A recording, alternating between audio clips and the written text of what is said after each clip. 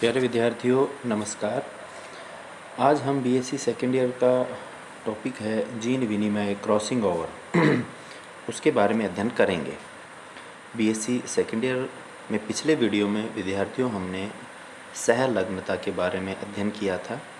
असल में सहलग्नता और जीन विनिमय ये एक दूसरे से जुड़ी हुई अवधारणाएं हैं, एक दूसरे से जुड़ी हुई घटनाएं हैं।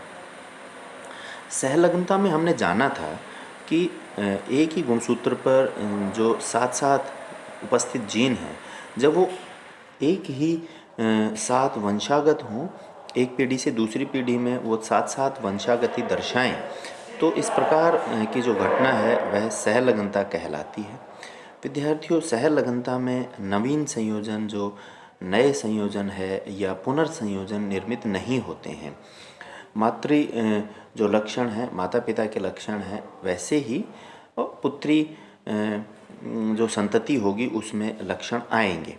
इसके विपरीत जीन विनिमय वह घटना है जिसमें नवीन संयोजन, नए संयोजन निर्मित होते हैं और जीन विनिमय में गुणसूत्रीय खंडों का आदान प्रदान होता है। कुछ गुणसूत्र खंड जिन के ऊपर जो जीन होते हैं वो दूसरे गुणसूत्र पर चले जाते हैं और दूसरे गुणसूत्र के कुछ जीन पहले वाले गुणसूत्र पर आ जाते हैं और इस प्रकार से जो नई संतति पैदा होगी उसमें माता पिता दोनों ही के गुण उसमें पाए जाएंगे और नए संयोजन निर्मित होते हैं। जीन विनिमय का जो सबसे महत्वपूर्ण, सबसे बड़ा, सबसे मोटा जो महत्व है, लाभ है, वो क्या है? नवीन संयोजन का निर्माण जीन विनिमय के द्वारा ही होता है। सहलग्नता के द्वारा जीन विनिमय का निर्माण नवीन संयोजन का निर्माण नहीं होता। बात आती है कि नवीन संयोजन क्यों ज़रूरी है। विद्यार्थियों, प्रत्येक जीव, चाहे वो पादप हो, जंतु हो, उसमें निरंतर विकास होता रहता है और विकास किसके द्वारा होगा? नए संयोजनों से। नए लक्षण आएंगे तभी विकास होगा। अगर पहले के जैसे ही लक्षण चले जाते तो इस पृथ्वी पर, इस पूरी सृष्टि में विकास नहीं हुआ होता। विकास एक निरंतर चलने वाली प्रक्रिया है और विकास कैसे होगा? नए लक्षण जब निर्मित होंगे तभी विकास होगा। और नए लक्षण किससे निर्मित होते हैं? जीन विनिमय से। जीन विनिमय में क्या होता है? गुणसूत्र खंडों का आदान प्रदान होता है। अगर पहले वाले ही जीन अगली पीढ़ी में जाते जाएंगे तो नए जीन निर्मित ही नहीं होंगे, नए संयोजन बनेंगे ही नहीं। तो इस प्रकार से कुछ जीन किसी दूसरे गुणसूत्र पर और उस दूसरे गुणसूत्र के कुछ जीन पहले वाले गुणसूत्र पर आते हैं और फिर कोशिका विभाजन होता है। और कोशिका विभाजन में जब एक कोशिका से जो कोशिका विभाजन के बाद 2 या 4 कोशिकाएं निर्मित होती हैं तो उनमें नए संयोजन निर्मित होते हैं।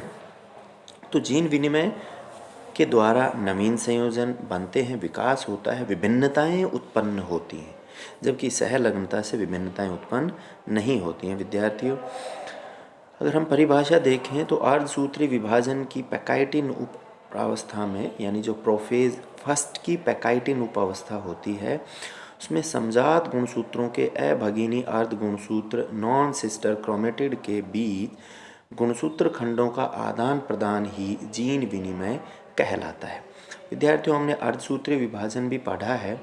अर्धसूत्री विभाजन जो प्रथम होता है उसकी प्रोफेज फर्स्ट में पैकाइटिन जो अवस्था होती है उसमें समजात गुणसूत्रों के खंडों में आदान प्रदान होता है।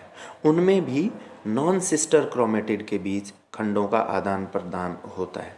हम जानते हैं कि अर्धसूत्री विभाजन में जो गुणसूत्र हैं वो जोड़ों में पाए जाते हैं, जोड़े निर्मित कर लेते हैं और गुणसूत्र जब जोड़ों में पाए जाएंगे तो उनको समजात गुणसूत्र, होमोलॉगस क्रोमोसोम कहते हैं। एक जो गुणसूत्र होता है उसकी दोनों भुजाएं तो सिस्टर क्रोमेटिड या भगिनी अर्ध गुणसूत्र कहलाएंगी। आप देख पा रहे हो यहाँ पर एक ग्रीन क्रोमोसोम है और एक रेड क्रोमोसोम है। यहाँ पे जो ग्रीन वाला है इसकी जो दोनों ग्रीन भुजाएं हैं ये भगिनी यानी सिस्टर क्रोमेटिड कहलाएंगी क्योंकि एक ही गुणसूत्र की हैं, जबकि रेड वाले की दोनों भुजाएं भी सिस्टर क्रोमेटिड कहलाएंगी। और एक रेड और एक ग्रीन दोनों 2 गुणसूत्र हैं, ये इन्होंने जोड़ा बना लिया, इसको समजात गुणसूत्र कहेंगे।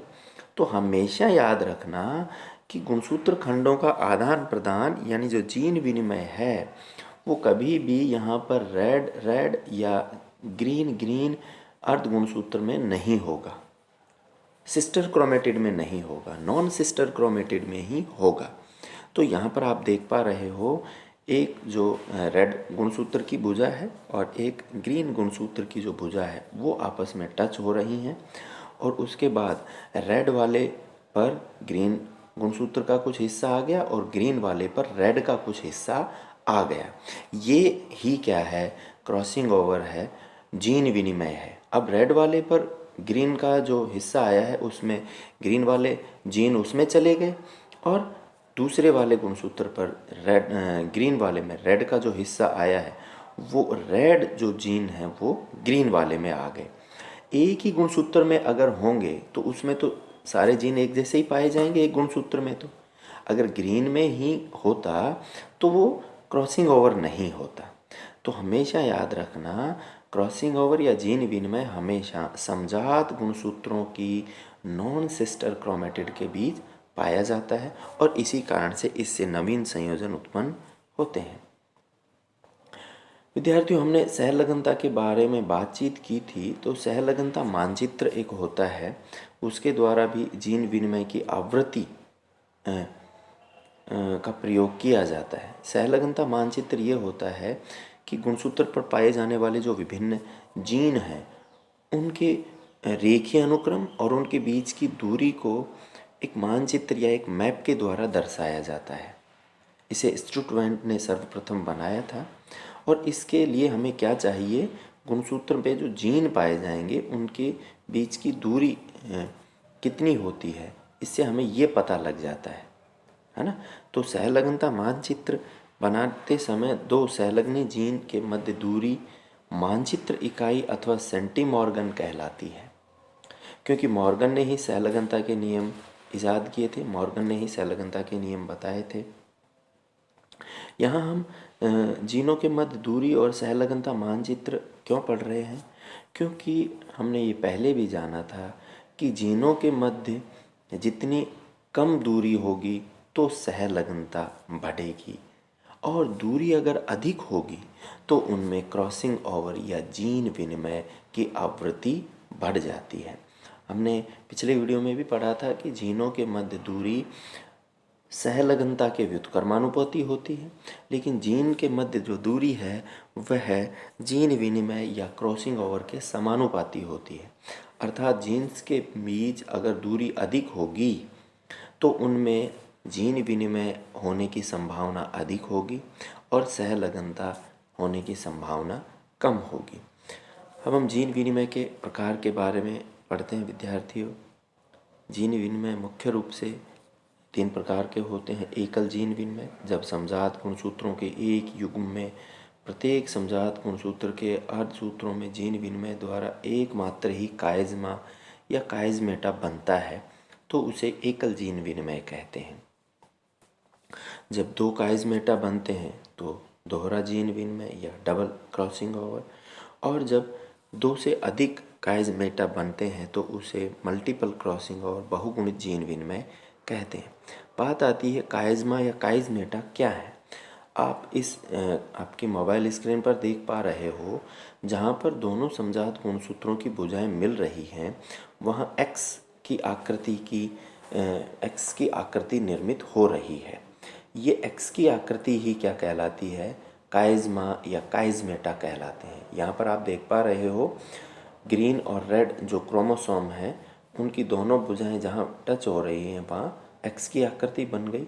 तो जितने काइज़मा बनेंगे उतना ही क्रॉसिंग ओवर होगा। काइज़मा और क्रॉसिंग ओवर या जीन विनिमय में समान अनुपात रहता है, 1:1 होता है। जितने काइज़मा बनेंगे उतना ही जीन विनिमय होगा। तो इस आधार पर ये जीन विनिमय के प्रकार होते हैं।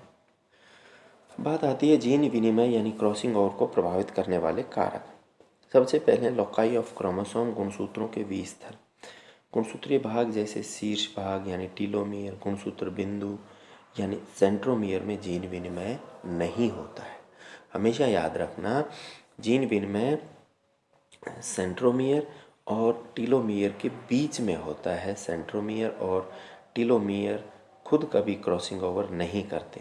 प्रतिलोम गुणसूत्र प्रतिलोम में गुणसूत्र में जीन विनिमय की आवृत्ति कम हो जाती है। हम इन्वर्जन के बारे में पढ़ चुके हैं। अगर इन्वर्जन होता है किसी भी गुणसूत्र खंड का उल्टे क्रम में अगर जुड़ना होता है तो वहाँ पर क्रॉसिंग ओवर या जीन विनिमय बहुत कम होता है। व्यतिकरण एक स्थान पर क्याज्मा के पश्चात उसके पास दूसरा जीन विनिमय व्यतिकरण के कारण नहीं संभव हो पाता है। यानी एक कायज़मा बन गया, उसके तुरंत बाद ही दूसरा कायज़मा बनना मुश्किल होता है। ताप टेम्परेचर कम ताप की अपेक्षा अधिक ताप पर जीन विनिमय की दर में वृद्धि देखी गई है। आयु में वृद्धि के साथ साथ जीन विनिमय की आवृत्ति कम होती जाती है। तो ये कुछ जीन विनिमय को प्रभावित करने वाले कारक थे विद्यार्थियों। अब बात आती है जीन विनिमय का महत्व, सिग्निफिकेंस ऑफ क्रॉसिंग ओवर। तो विद्यार्थियों, जीन विनिमय का जो महत्व है वो यही है कि इसके द्वारा पुनर्संयोजन संभव होता है। नवीन संयोजन, नए संयोजन, न्यू कॉम्बिनेशन निर्मित होते हैं, जिससे संतति में माता पिता दोनों के गुणों का मेल संभव होता है। जीन विनिमय तभी संभव है जब वे अलग अलग समजात गुणसूत्रों पर उपस्थित होते हैं। जैसा कि मैंने पहले भी बताया कि जीन विनिमय के द्वारा ही नवीन संयोजन, पुनर्संयोजन होते हैं। एक जाति में विभिन्नताएं उत्पन्न होती हैं और विभिन्नताएं ही विद्यार्थियों जैव विकास का आधार होती हैं। विभिन्नताओं के द्वारा ही नई नई जातियों का विकास होता है। अगला इसका महत्व है कि जीन विनिमय के कारण ही कायज़मा का निर्माण होता है और ये 1:1 के अनुपात में मिलते हैं। जब जीन एक ही गुणसूत्र पर पास पास स्थित होते हैं तो उनमें जीन विनिमय नहीं हो पाता, तब वे साथ साथ संतति में प्रवेश करते हैं और यह घटना क्या कहलाती है? सहलग्नता। तो विद्यार्थियों, आज के लिए इतना ही। आशा है आपको ये पसंद आया होगा। धन्यवाद।